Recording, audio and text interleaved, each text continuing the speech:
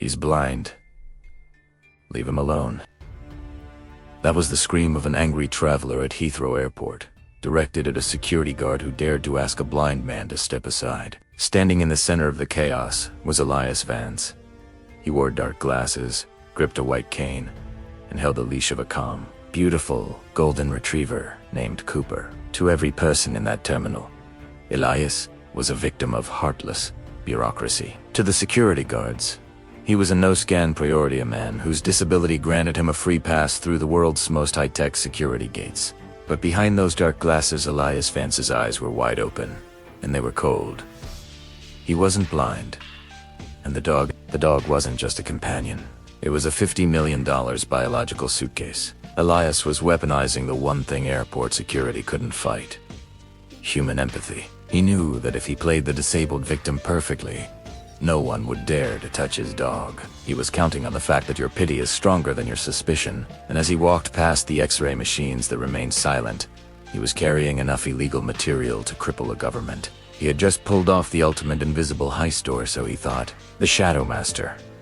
Elias Vance was a ghost, born from the dark corners of military intelligence, a former Black Ops logistics specialist. He spent 2 decades learning how to move assets through war zones, where every inch of ground was monitored. When the government burned him, he didn't go into hiding, he went into business. He became the architect of the impossible.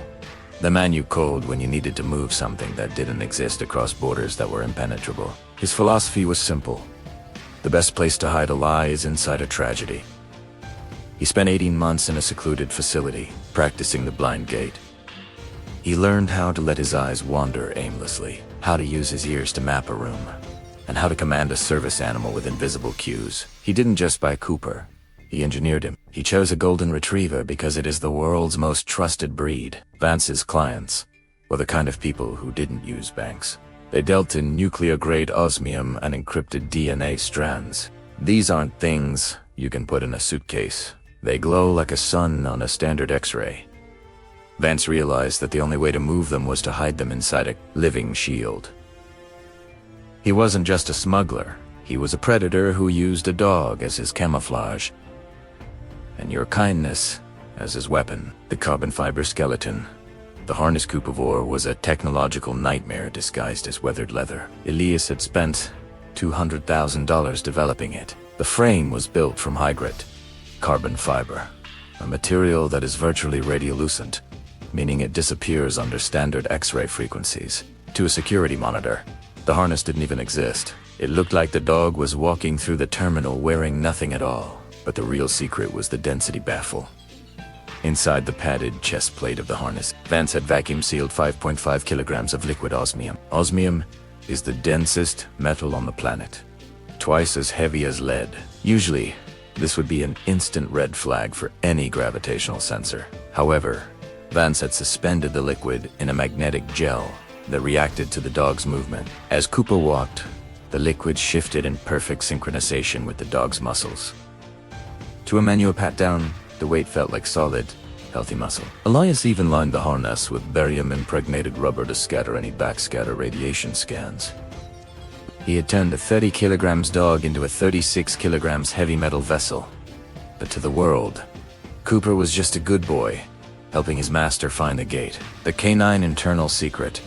If the harness was the shield, what lay beneath the skin was the true payload. This was the part of the plan that would make any sane person's blood run cold. Elias hadn't just used a harness. He had turned Cooper into a walking hard drive. 2 weeks before the flight, a Bacali veterinarian had performed a subcutaneous integration. Embedded just beneath Cooper's skin, along the spinal column, were 2 ceramic-encased DNA biochips. These chips didn't contain silicon. They contained synthetic DNA strands that held the decryption keys for a stolen national defense database. In the world of high-stakes espionage, DNA data storage is the ultimate invisible medium. It doesn't trigger metal detectors. It doesn't emit a signal, and it looks like natural tissue on an ultrasound. Vance would frequently reach down and scratch Cooper behind the ears. To the security cameras, it was a touch of affection between a man and his dog. In reality, Elias was using a near-field communication NFC ring on his finger to ping the chips. ensuring they hadn't migrated or malfunctioned. He was carrying the keys to a kingdom inside the skin of a creature that trusted him with its life. The K9 unit encounter. The plan hit a wall at gate B12. Coming from the opposite direction was Rex, a Belgian Malinois, from the airport's elite K9 interdiction unit. Rex wasn't a guide dog. He was a hunter. A stay passade. Rex Dinbarkey froze. His nose twitched, detecting the ozone-like scent of the stabilized osmium and the faint magnetic field of the DNA chips. Rex. Lung. A ferocious snarl ripped through the quiet terminal. The crowd gasped. This was the moment Elias Vance had trained for. He didn't run. He dropped his cane, let his glasses slip, and collapsed to his knees, shielding Cooper with his own body. Help.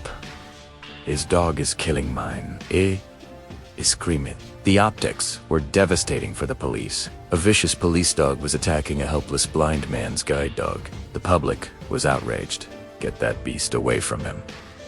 A woman yelled, filming the incident on her phone. The K9 handler, panicked by the PR nightmare unfolding in front of a dozen iPhones, violently jerked Rex back. He apologized profusely to Elias, blinded by the same empathy that Vance had spent years learning to exploit. Elias stood up, trembling for the cameras, and moved toward the gate. He had just turned a near arrest into a total victory.